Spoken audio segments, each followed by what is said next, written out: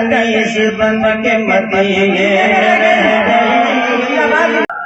हमारा वो तबका जो बचपन से उन यूनिवर्सिटीज़ के अंदर पढ़ता है जिनके प्रोफेसर यहूदी हों या ईसाई हों या नॉन मुस्लिम हो, फिर वो पढ़ के आता है तो वो बीज उस मुस्लिम स्टूडेंट के दिल में बो दिया जाता है, इतना जहरीला बीज कि मुस्लिम बच्चा जब वो पढ़ के यूनिवर्सिटी या कॉलेज से आता है तो उसे खुद इस्लाम की तालीमात पे बहुत से एतराज़ात नज़र आना शुरू हो जाते हैं। ये वो बीज बो दिया है। फिर वो मुसलमान अपने एतराज़ात, अपने इश्काल और इस्लाम को कमज़ोर करने की साजिश वो हमारे स्टूडेंट से लेते हैं, और इसमें काफ़ी हद तक कामयाब है। डिबेट पे जाइए आप, आज तक के ऊपर NDTV पे जाइए, वहाँ मुस्लिम लोग बैठ करके हिजाब जैसे मुद्दे के ऊपर डिबेट कर रहे हैं। क्यों कर रहे हैं ये?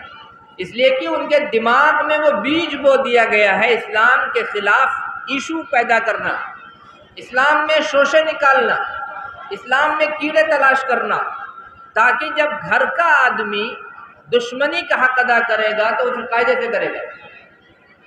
इसी को मैंने शुरू में कहा था, घर का बेदी बड़ा खतरनाक होता है।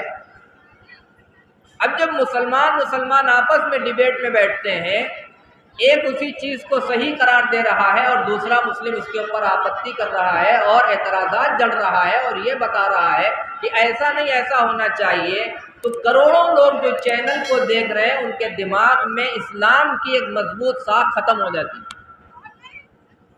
वो इस चीज़ को महसूस करते हैं कि इनके पास कोई जवाब नहीं है। वो इसमें काफ़ी हद तक कामयाब हुए। बगदाद जैसा मुल्क जिसमें घर घर के अंदर गोया कि एक मदरसा कायम था, घर घर के अंदर बड़े बड़े मुहद्दिसीन, बड़े बड़े हुफ़ाज़ और बड़े बड़े उलमा पैदा हुए। मस्जिदों के अंदर हल्के लगे रहते थे 24 घंटे, दीन का इल्म सीखना और सिखाना। लेकिन जब इन लोगों की नज़रें गंदी हुई और बगदाद जैसा इलाका इनको खटका, तो इन्होंने सबसे पहला जो वार किया वहाँ के मदरसों को तहस नहस कर दिया। जब फैक्ट्री बंद हो जाएगी तो माल तैयार ही नहीं होगा। मदरसे तो कच्चा माल तैयार करते हैं और उसे पक्का बनाते हैं। उन्होंने ये चाल चली और चाल चलने के बाद मदरसे के खिलाफ एक सोच आज समाज के अंदर पैदा कर दी गई कि मदरसे जो हैं ये कट्टरपंथी की तालीम देते हैं। इन मदरसों के अंदर पढ़ने वाले हिंदुस्तान की और मुसलमानों की और न्यू जनरेशन की तरक्की में मदरसे वाले रुकावट बनते। इनके पास वही 1400 साल पुरानी बातें हैं, इनके पास वही एक थ्योरी है, और इस हवा को इतनी शद्दोमत के साथ चलाया गया, इतनी शद्दोमत के साथ चलाया गया कि मुसलमानों का एक तबका ये कहने लगा, अमा मियाँ मुफ्ती साहब, ये तो 1400 साल पुरानी बातें हैं, आज की सोच देखिए क्या चल रही है। चलो उधर को हवा हो जिधर की। इस्लाम इसके खिलाफ।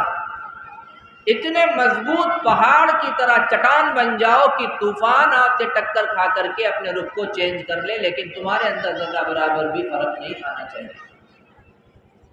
उनसे ये कहना चाहिए कि बात सही है आपकी, हमारा कुरान पुराना है, हम पुराने लोग हैं, हमारा कुरान पुराना है, पुराना ही रहेगा, और हमारे लिए भलाई इसी में है कि वो पुराना ही रहे, उसमें कोई नई चीज शामिल न कर दे। हमारी हदीसें पुरानी हैं और पुरानी ही रहें, उसमें कोई अपनी तरफ से कुछ नयापन शामिल न कर दे, क्योंकि रसूल अकरम सल्लल्लाहु अलैहि वसल्लम की फरमाई हुई बातें। तो हमारा अल्लाह पुराना है, बहुत कदीम है, उसकी कोई इब्तिदाई नहीं है। तो हमारे यहाँ तो सारी पुराने ज़माने की बातें पाएंगे, हमारे यहाँ कोई तजद्दुद की बात नहीं पाई जाएगी। आप अंदाज़ा लगाएं, ये सोच इसलिए पैदा हुई क्योंकि उन्होंने उस माहौल को नहीं देखा जिसमें अल्लाह और उसके रसूल सल्लल्लाहु अलैहि वसल्लम की तालीमात पर डिबेट होती। देखा ही नहीं कभी उसने। बड़े जोर और शोर के साथ एक नारा चल रहा है इस वक्त मुल्क के अंदर, और आज से नहीं 20 साल हो रहे, इक्वालिटी, मुसावात होनी चाहिए, मर्द और औरत के अंदर बराबरी होनी चाहिए। आप टीवी डिबेट में जाइए, अखबार पढ़िए, देखिए, एतराज देखिए कितना बेहतरीन अंदाज में कर रहे हैं, और ये नहीं पता इस्लाम की जड़ों को खोखला कर रहे हैं। एतराज क्या है कि मुसलमानों ने औरतों को दबा के रखा हुआ है, ये एतराज है। अगर तुम कमा सकते हो तो औरत क्यों नहीं कमा सकती? तुम जॉब कर सकते हो तो औरत क्यों जॉब नहीं कर सकती? तुमने औरतों को घर के अंदर कैद कर दिया, वो किचन संभालें, वो झाड़ू पोछा करें, तुम उनसे बेगारे लेते हो, उनसे खिदमत लेते हो, ये एतराज जड़ दिया। और इतना सख्त वार किया है इस्लाम के ऊपर, इतना सख्त वार किया इस्लाम के ऊपर कि अल्लाह ने जो तकसीम फरमाई थी उस तकसीम के ऊपर एतराज़ कर दिया। अब कुछ पढ़े लिखे लोग जो मुस्लिम नुमा है, मुस्लिम नहीं कह रहा हूँ, मुस्लिम नुमा है, अपने आप को बड़ा एजुकेटेड तबका समझते हैं, वो जा कर के हाँ में हाँ मिलाते हैं, डिबेट में बैठ करके हाँ हाँ बिल्कुल बात सही है, बात सही है, इस्लाम इसके खिलाफ नहीं है, औरत भी कर सकती है काम, क्यों नहीं कर सकती? बड़ी सोचने की बात है।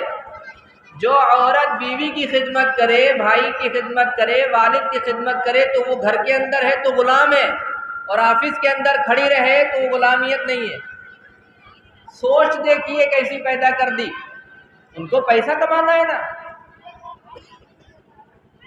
घर में खिदमत करे माँ बाप की या अपने शौहर की, अपने भाइयों की, तो इल्ज़ाम ये अंग्रेज लगा रहे हैं और इस्लाम दुश्मन ये एतराज़ कर रहे हैं कि मुसलमानों ने औरतों को दबा के रखा हुआ है, उनको तरक्की नहीं देना चाहते, इनसे खिदमत लेते हैं, और जब वो खुद अपने यहाँ नौकरी पे रखते हैं तो वहाँ क्या वो मखदूमा बन जाती है? वो ऑफिस में जो बैठा हुआ हेड है, हेड ऑफिस जो बना हुआ है, वहाँ का जो मैनेजर है वो क्या करता है? खिदमत नहीं लेता, वहाँ तो खड़ी है जी सर जी सर जी सर कर रही है, उससे बदतरीन जगह पे पहुँचा दिया किचन से निकाल करके। इक्वालिटी, बराबरी। अब बराबरी का लफ्ज़ जब आता है तो 50 एतराज़ मुसलमानों के दूसरे मजहब वालों के दिलों में उन्होंने बो दिया। वो ये बो दिया कि जब इस्लाम बराबरी की बात नहीं करता है, इसीलिए तो जायदाद में मर्द को 2 हिस्से मिलते हैं और औरत को 1 हिस्सा मिलता है। बराबरी का करता है इस्लाम? कितना गहरा एतराज़ ठोका है अल्लाह ताला के कलाम पर। लफ्ज़ क्या दिया? एतराज़ का लफ्ज़ ये दिया कि मुसलमान औरतों को दबाते हैं, उनको उनके लेवल पे लाना चाहिए, शाना बशाना कंधे से कंधा मिला करके औरतें आगे बढ़ सकती हैं, ये एतराज़ किया। और एतराज़ ठोका कहाँ? कुरान पाक के 4 पारे पर, यूसीकुमुल्लाहु फी औलादिकुम लिज़्ज़करी मिस्लु हज़्ज़िल उन्सयैन पर अल्लाह ने बयान किया कि लड़के को 2 हिस्से मिलेंगे, लड़की को 1। अब वो एतराज़ आ गया ना कि बराबरी होना चाहिए, तो कुरान करीम के ऊपर एतराज़ उठा दिया वहाँ डिबेट में बैठ करके कि अगर तुम लोग बराबरी की बात करते हो कि औरत को उसका दर्जा दिया जाता है, तो आप बताइए औरत को जायदाद में 1 हिस्सा क्यों मिलता है? तो हम दलील क्या देंगे? हम तो ये कहेंगे हमारे अल्लाह ने ये बताया, हम उसी को मानते। एतराज़ ठोक दिया कि जब मुसलमान नमाज पढ़ा सकता है तो औरत क्यों नहीं पढ़ा सकती? और मुसलमान वाह वाह वाह वाह कर रहा है, वाह वाह वाह वाह कर रहा है। पानी, चुल्लू और पानी में डूब मरने की बात। अगर मुसलमान किसी अदालत की कुर्सी पे बैठ सकता है तो मुसलमान खातून क्यों नहीं बैठ सकती? एतराज़ात देखिए। ये एतराज़ मुसलमानों के तबके में पैदा कर दिए गए हैं, और मुसलमानों के अंदर एक तबका पाया जा रहा है जिनसे हमारा भी साबका रहता है, आपका भी साबका रहता होगा। वो खुद एतराज़ कर रहा है हुजूर सल्लल्लाहु अलैहि वसल्लम की तालीम पर। वो तो वहाँ से उन्होंने बीज डाल दिया था, ये दरख्त बन चुका है। अब ये एतराज़ कर रहा है ताकि जब ये एतराज़ करेगा तो बड़ा मजबूत एतराज़ होगा डिबेट के ऊपर जब आएगा, और हज़ारों करोड़ों लोगों के सामने डिबेट पे वो एतराज़ उठाया जाएगा, तो फिर मज़ा आएगा और हम लोग बैठ करके तालियां बजाएंगे, देखो आपस में लड़वा दिया। ये ऐसा क्यों हुआ? क्योंकि वो बच्चे डायरेक्ट जा करके यहूदी ईसाई सोच की चहारदीवारी में चले गए, वहीं पले, वहीं बढ़े, वहीं का कल्चर अपनाया, उसी तरीके से सोचने पर वो लोग मजबूर हो गए। और जब बड़े हुए और जड़ें मजबूत हो गई तो उन्होंने इस्लाम पर एतराज़ात करना शुरू कर दिए। ये बात याद रखिए, अगर हमने अपने मदरसों को और मकतब को बचाया नहीं तो वो दिन दूर नहीं है कि हम जनाजे के लिए उलमा तलाश करेंगे, मिलने वाले नहीं। ये फैक्ट्रियां हैं हमारी, ये अगर ख़त्म हो गई तो आपको माल तैयार नहीं मिलेगा। मस्जिद में इमाम मिलेगा लेकिन तैयार मदरसे के अंदर होता है। तरावी के लिए इमाम मिलेगा, वो तैयार मदरसे में किया जाता है। मसला तो तुम्हें मिल जाएगा कहीं भी लिखा हुआ, लेकिन जिसने किताब लिखी है वो पहले तैयार मदरसे में हुआ है। मैं एक बात कहता रहता हूँ कि कोई चीज बगैर गुरु के हासिल नहीं होती। एक दर्जी तुरपाई लगाना उस वक्त तक नहीं सीखेगा जब तक कि वो अपने गुरु को के पास बैठ करके वक्त नहीं देगा, उसकी डांट नहीं सुनेगा और उसके बताए तरीके के मुताबिक सुई जो है चुभोना कपड़े के अंदर नहीं सीखेगा, सुई का तरीका भी चलाना नहीं आएगा उसे। दीन भी उसी वक्त मिलेगा जब दीन वालों से सीखा जाएगा। और दीन सिखाया जाता है मदरसों के अंदर, मकतब के अंदर। अगर इनको ख़त्म कर दिया गया तो समझ लीजिए कच्चा माल किसी और के हाथ लग जाएगा और फिर वो पक्का करेंगे और पक्का करने के बाद हमारे और इस्लाम के खिलाफ उसका इस्तेमाल किया जाएगा। ये मामूली चीज़ें नहीं है। दुश्मन हमारे सरों के ऊपर आ चुका है। ज़ाक़त अलैकुमुल अर्दु बिमा रहुबत, ज़मीन तंग कर दी गई है मुसलमानों के ऊपर।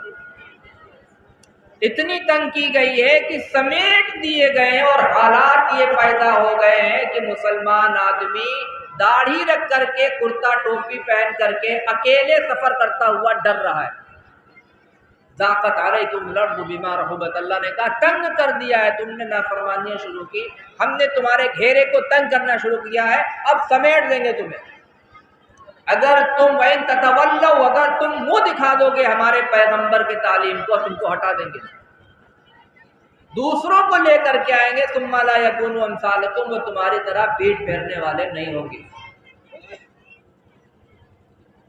कुरान करीम की हिफाजत और रसूलुल्लाह सल्लल्लाहु अलैहि वसल्लम की ज़िंदगी की हिफाजत अगर मुमकिन है तो वो सिर्फ मदरसे और मकतब से मुमकिन है। यहाँ बाकायदा तौर पे तैयार किया जाता है। अगर इसको हमने हल्के में लिया और इससे बेइतनाई बरती तो हमें बहुत ही गज़ब का खसारा उठाना पड़ेगा। आपको पता है वास्को डिगामा 1498 ईस्वी में इंडिया में आया था। कब? 1498 ईस्वी, 600 साल हो गए लगभग। आया था वो हिंदुस्तान को हथियाने, लेकिन मुस्तकिल मेहनत करता रहा, बीज डालता रहा नस्लों के अंदर, वो मर गया, दूसरी नस्ल तैयार हुई, वो खत्म हुई, तीसरी नस्ल तैयार हुई। आखिरकार 1799 ईस्वी 4 मई को जब मैसूर के अंदर सुल्तान टीपू शहीद रहमतुल्लाह अलैह को शहीद कर दिया गया और जनरल हार सीने पे चढ़ करके बोला, डर रहा था वो करीब जाते हुए, सीने पे चढ़ के बोला था आज से हिंदुस्तान हमारा। कितने साल मेहनत की? 300 साल तक एक बीज उन्होंने बोया था और 300 साल के बाद उन्होंने फल खाया। तो ये ना समझिए कि जो हम चहार दीवारी दे रहे हैं आजकल अपने बच्चों को, बच्चियों को, ये इस दर्जा खतरनाक है कि हमने अपने बच्चों को इस्लाम दुश्मनों के हाथों में दे दिया है। हम ये नहीं कहते कि उन्हें इंग्लिश ना पढ़ाएं, अंग्रेजी ना पढ़ाएं, हिंदी ना पढ़ाएं, संस्कृत ना पढ़ाएं, भोजपुरी ना पढ़ाएं, जो जी चाहे पढ़ाएं, बल्कि इस वक्त ज़रूरत है इस चीज़ की कि हमारे बच्चे इंजीनियरिंग में मकाम पैदा करें, डॉक्टरी लाइन में मकाम पैदा करें, बड़े बड़े ऑफिसर्स बने, लेकिन उससे पहले अपने दीन को इतना मजबूत कर ले कि उस मकाम पर रह करके दीन की तालीमात को आम करना।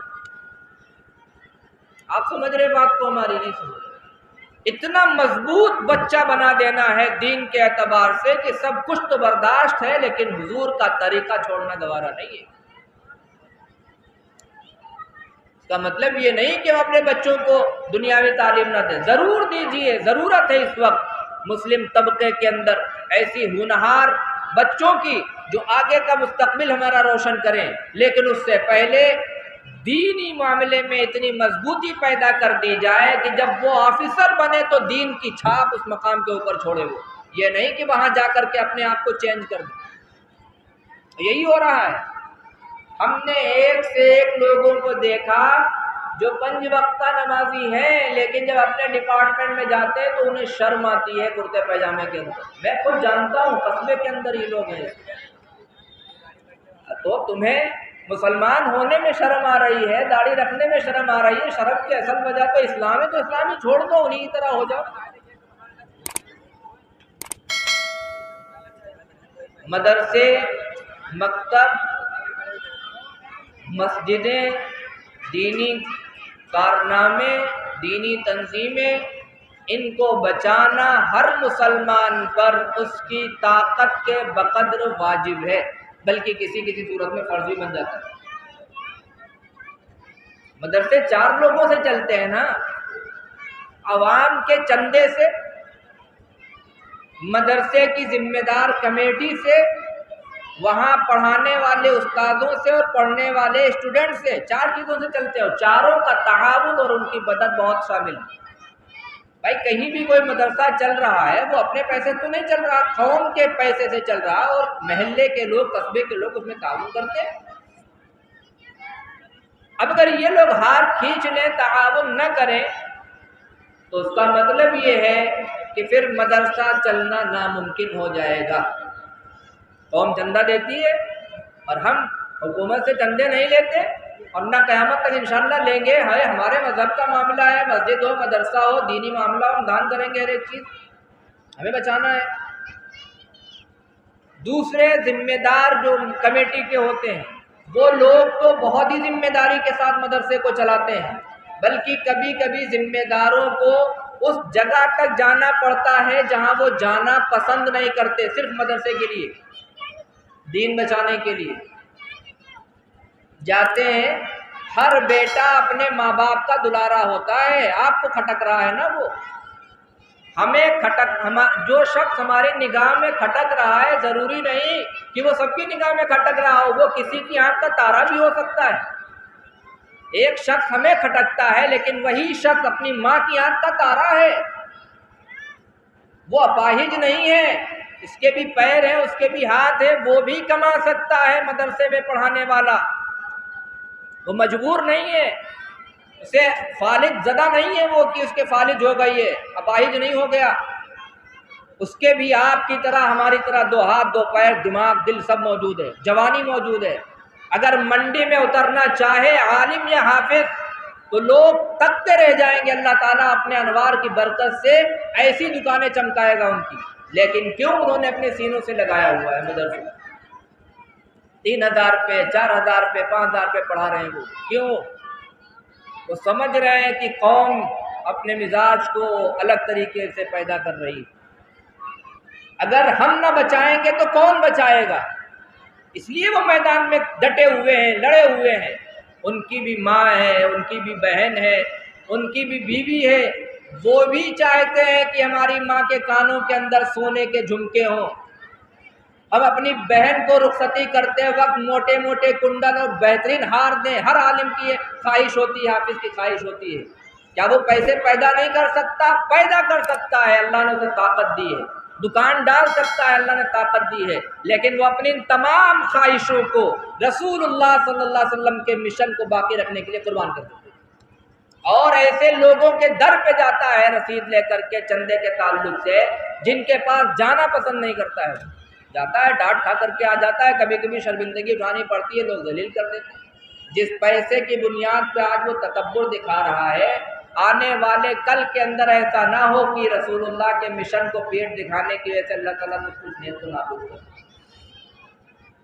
आप इस बात को समझें, इब्राहिम अलैहिस्सलाम को जब आग में डाला गया, समझ लीजिए कायदे से, आग इतनी बुलंद थी, आप समझ लीजिए गुरखेत का मीनार जो है इससे भी ऊंची, तफसीरों की किताबों में आता है, परिंदा ऊपर से गुजरता था, फड़फड़ा के जल जाता था। नमरूद ने जलवाई थी, इब्राहिम को डालो इसमें। अब इतनी दूर में आग जल रही है, 3-4 किलोमीटर की दूरी में एक मेंढक उठता है। मेंढक अपने मुंह में आधे चम्मच से कम पानी भरता और नबी के मिशन को बचाने के लिए वो आग को बुझाने के लिए चल देता है और अपने मुंह में पानी ला करके उस आग को बुझाता है। कितनी बुझेगी आग? आधे चम्मच के बराबर भी नहीं। और आग कितनी है? मेंढक ने ये नहीं देखा कि मैं कितना बड़ा हूं, मेरी हैसियत कितनी है। नबी को देखा, नबी के मिशन को देखा, नबी के दुश्मन को देखा और वो चल दिया अपनी हैसियत के मुताबिक और आग को बुझाने के लिए मुंह में पानी भर के उसमें डालने की कोशिश करने लगा। हमारे पैगंबर मोहम्मद सल्लल्लाहु अलैहि वसल्लम ने मना कर दिया, कयामत तक किसी मेंढक को मारना, उसे कुचलना, उसे खत्म कर देना हराम करार दिया, उनकी नस्लों को बचा दिया। आप समझे इस दीन की बरकत, जो नबी के मिशन को बचाता है, नबी की तालीम को बचाता है अपनी हैसियत के मुताबिक। हम 2 कदम किसी के साथ चल सकते हैं, हमें चलना चाहिए। 2 रुपए से किसी मदरसे की, मस्जिद की, दीनी तंजीम की और मिशन की हम मदद कर सकते हैं, करना चाहिए। हुजूर ने किया किस मेंढक ने? इब्राहिम अलैहिस्सलाम के दौर में। और हमारे पैगंबर ने क़यामत तक आने वाले मेंढकों की जिंदगी को सेव कर दिया कि नहीं मार सकता कोई। जो भी बुरी नजर से मेंढक को देखेगा वो अल्लाह के नजदीक मकरूह हो जाएगा, हराम का काम करेगा वो। क्यों? इसलिए कि उसने अपनी हैसियत के मुताबिक नबी को बचाने की कोशिश की। और उधर एक छिपकली थी, गिरगिट, वो आग को फूंक रहा था, दहका रहा था। पैगंबर मोहम्मद सल्लल्लाहु अलैहि वसल्लम ने फरमाया कि जो आदमी गिरगिट को एक बार में मार दे उसको 100 नेकियां मिलती हैं। कितनी? अब अंदाजा लगाएं, नबी के मिशन को खत्म करने के लिए उसकी फूंक क्या काम करेगी? कुछ भी नहीं। लेकिन मिशन के आगे आया वो रोड़ा बन करके, उनको नाकाम करने की कोशिश कर रहा था। कयामत तक सजा दे दी रसूलुल्लाह सल्लल्लाहु अलैहि वसल्लम ने कि अब कयामत तक जो भी इसको एक बार में मारेगा 100 नेकियां मैं जिम्मेदारी लेता हूं, अल्लाह से दिलवाऊंगा। अब आप समझे कि जो नबी के मिशन के खिलाफ जाएगा उसकी नस्लें तबाह बर्बाद हो जाती हैं, किसी मसरफ की नहीं रहती। देख लीजिए, तारीख पड़ी हुई है, हालात पड़े हुए हैं। कभी दरख्तों की बोली को समझा करो, कभी ईंटों और गारों की आवाज़ को सुनिए, कभी हवाओं को महसूस करिए। आपको सब ये कहती हुई सुनाई देंगी कि मोहम्मद के खिलाफ जो भी कदम उठेगा उसको तोड़ मरोड़ के रख देंगे। तो अगर हमारी मेहनत किसी मदरसे या मकतब को बचाने में मेंढक के मुंह में पानी आने के बराबर भी हो गई, इंशाअल्लाह हम भी और हमारी नस्लें भी सेफ हो जाएगी। आप समझ रहे हैं, मामूली बात नहीं। नबी का मिशन है, ऐरे गैरे नत्थु खैरे का नहीं। नबी कौन? वो जो तमाम नबियों में आला, तमाम नबियों के सरदार, तमाम नबियों के इमाम, जिनकी वजह से कायनात का वजूद हुआ। उस नबी के मिशन में जो भी मदद करेगा उसकी जिंदगी सफल हो जाएगी। तो हमें जो बीज अपने बच्चों और बच्चियों के दिमागों में डालना है, वो पहली चीज अल्लाह, रसूलुल्लाह, कलामुल्लाह, इस मामले में किसी से कोई भी कॉम्प्रोमाइज नहीं किया जाएगा। जान दे देंगे लेकिन नबी का तरीका नहीं छोड़ेंगे। ये बीज अपनी नस्लों के अंदर हमें डालना है। उन माओं से मैं कहूँगा जिनकी औलादें हैं, अगर आज अपने बच्चों को अपने हबीब मोहम्मद सल्लल्लाहु अलैहि वसल्लम की तालीमात के जेवर से नहीं संवारा, खून के आंसू रोने पड़ेंगे बुढ़ापे में भी और मरने के बाद भी। और रो रहे हैं लोग, हम मुफ्ती हैं, लोग आते हैं अपने मसाइल लेकर के सब बताते हैं, आकर रो रहे हैं। जो माएँ रातों को जाग करके अपने बेटे के लिए नींदों को तबाह बर्बाद किया, आज बेटे उनके सरों के ऊपर तन करके जवाब देते हैं, गालियां देते हैं। नबी का तरीका नहीं सिखाया ना उनको, उनको तो अंग्रेजों का तरीका सिखाया, तो फिर अंग्रेजी में ही गाली सुनी जाएंगी।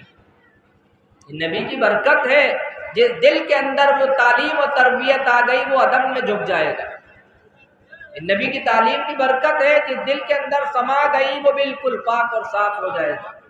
इसलिए अपने बच्चों की कम अज कम इतनी फिक्र ज़रूर करें कि उनको शुरू में उर्दू और कुरान पाक की तालीम और ज़रूरी मसले मसाइल हलाल और हराम के बता दें, मदरसों में भेज करके, मकतबों में भेज करके, ताकि वो आगे चल करके हालात का और लोगों के बनाए हुए तूफानों का जो एतराज़ बपा है उन तमाम का मुकाबला कर सके और उनको पछाड़ सके, उनको जवाब दे सके कि तुम कुछ भी कर लो लेकिन हम अपने नबी की इज्जत जाने नहीं दें।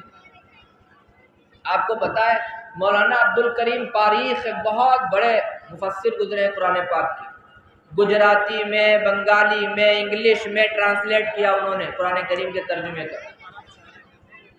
उनके यहाँ शूदर बिरादरी की, चमार जिसे अपने यहाँ कहते हैं, उस बिरादरी की एक खातून झाड़ू वाड़ू लगाने आती थी, बड़े वो मालदार आदमियों में थे, वो झाड़ू लगाने आती थी। एक दिन देखा कि उसके हाथ में अखबार है, उसकी कौम की जबान में।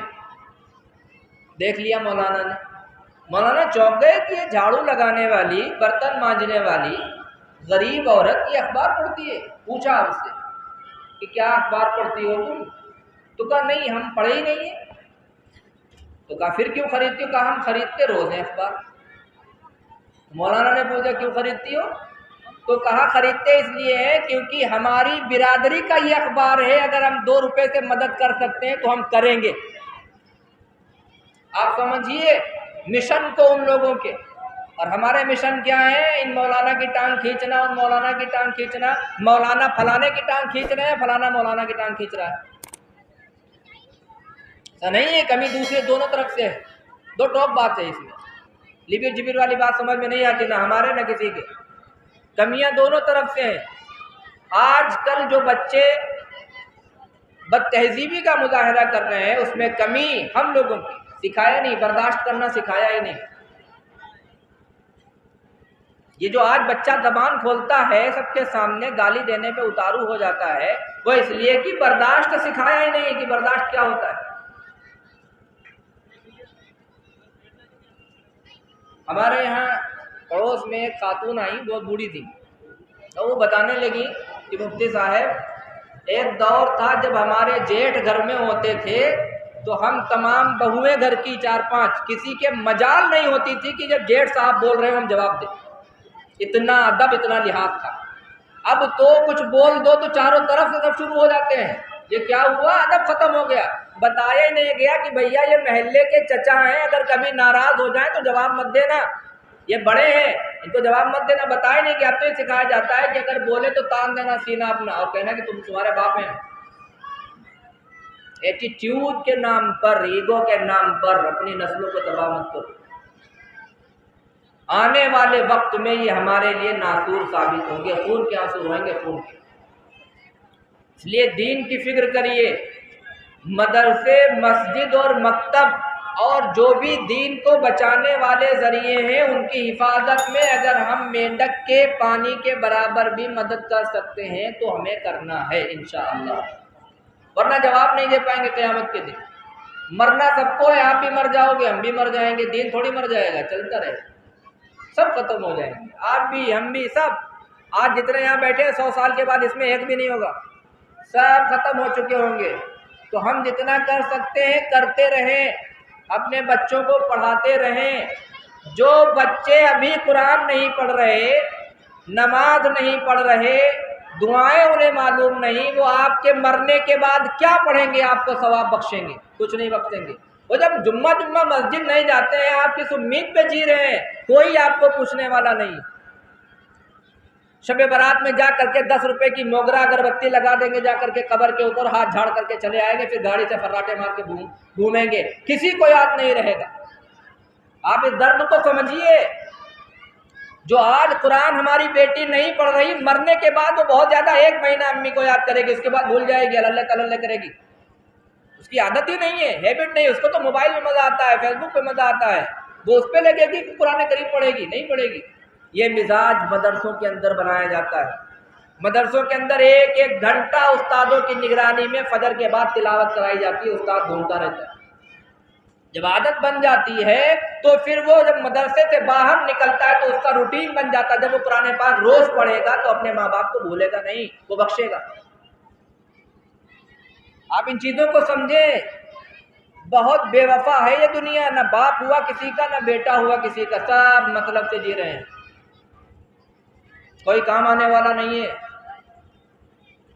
अब तो ये आलम है कि नौजवान कब्रिस्तान के अंदर जुआ खेल रहा है, अपनी आंखों से देखा है हमने।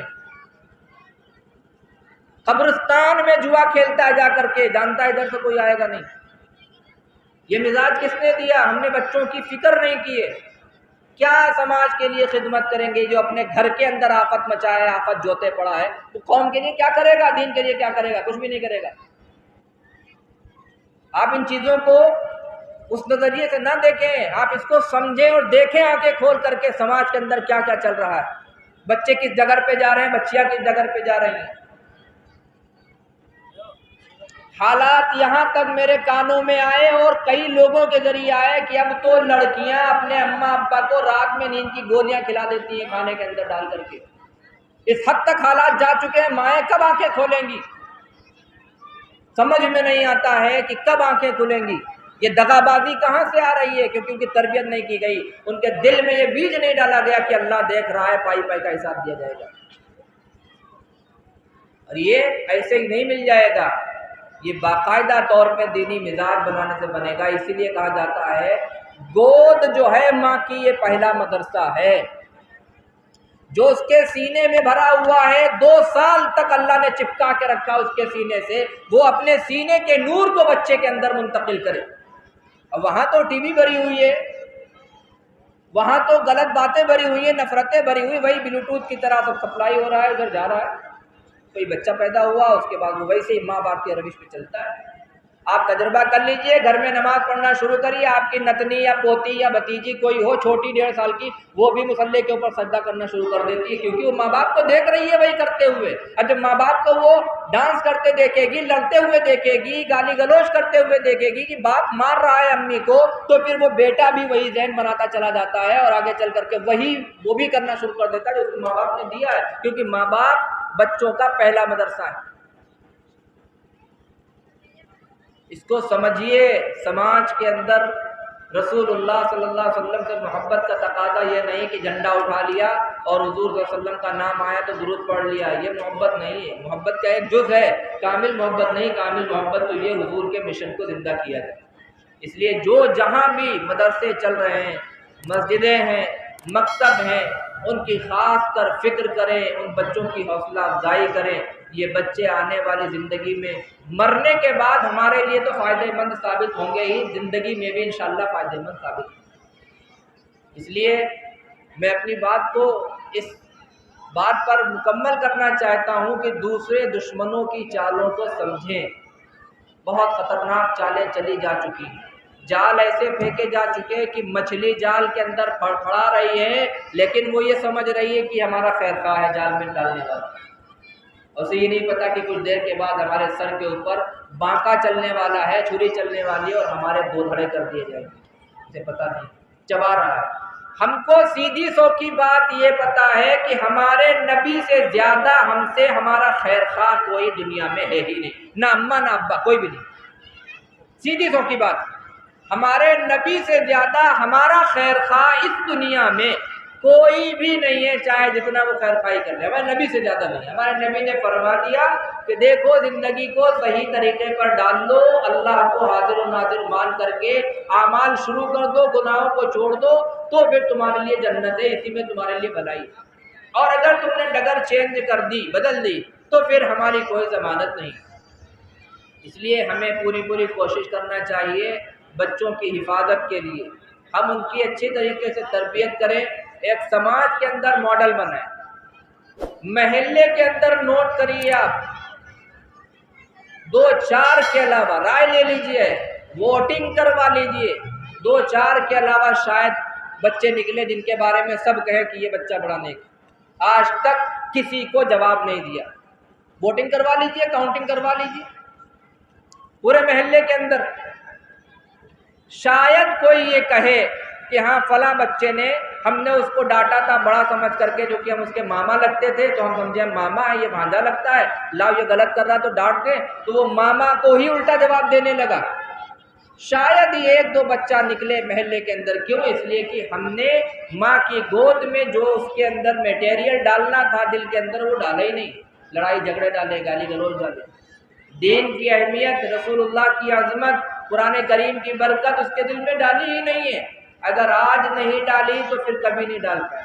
अब तो समाज मामला ये हो गया है कि नए बच्चे उर्दू ना लिख पा रहे हैं ना पढ़ पा रहे हैं। अब जो नौजवान है इस वक्त, ये पहले इस्लामिया मदरसों की देन है जो उर्दू बची हुई है। अब जो नस्ल तैयार होगी, हमें लगता है 100 में 10 या 20 बच्चे उर्दू पढ़ पाएंगे, बाकी पढ़ ही नहीं पाएंगे उर्दू। जब वो उर्दू ही नहीं पढ़ पाएंगे, सारा दीन उर्दू, फारसी और अरबी के अंदर है, कैसे समझेंगे? बहुत गलत डगर पे हम चल रहे हैं। पहले अपने बच्चों को दीनी एतबार से मजबूत कर दे, उसके बाद मैदान छोड़ दी। जब बच्चा सीख जाता है, साइकिल चलाना सीखता है जब शुरू में, तो फिर वो सूखे में गिरता है, चोट भी लगती है, लेकिन जब सीख जाता है तो गीली मिट्टी के अंदर में निकाल ले जाता है, कभी कभी हाथ छोड़ करके भी चला ले जाता है, क्योंकि उसको हुनर आ गया है, मजबूती आ गई है, वो फिर अपने आप से चलाता है उसे। ऐसे ही जब बच्चा मजबूत हो जाएगा दीन के एतबार से, तो फिर हालात कैसे भी आए वो तमाम हालात को किनारे करते हुए दीन की हवा फैलाता चला जाएगा। इसलिए घर के अंदर तरबियत का माहौल बनाएं, अपने मदरसों मकतबों को बचाएं, जो बच्चे पढ़ रहे हैं उनकी खास कर निगरानी करें, उनकी तरबियत करें और मदरसों का ताउन भी करते रहें, ताकि ये आने वाली नस्ल हमारे दीन की सिपाही बन सके, हमारे दीन की खिदमत के लिए तैयार हो सके। क्योंकि मदरसे कच्चा माल पक्का बनाते हैं, अगर यहाँ पक्के हो गए तो फिर इंशाअल्लाह सब कहीं पक्के ही साबित होंगे। अल्लाह ताला कहने सुनने के मुताबिक अमल की तौफीक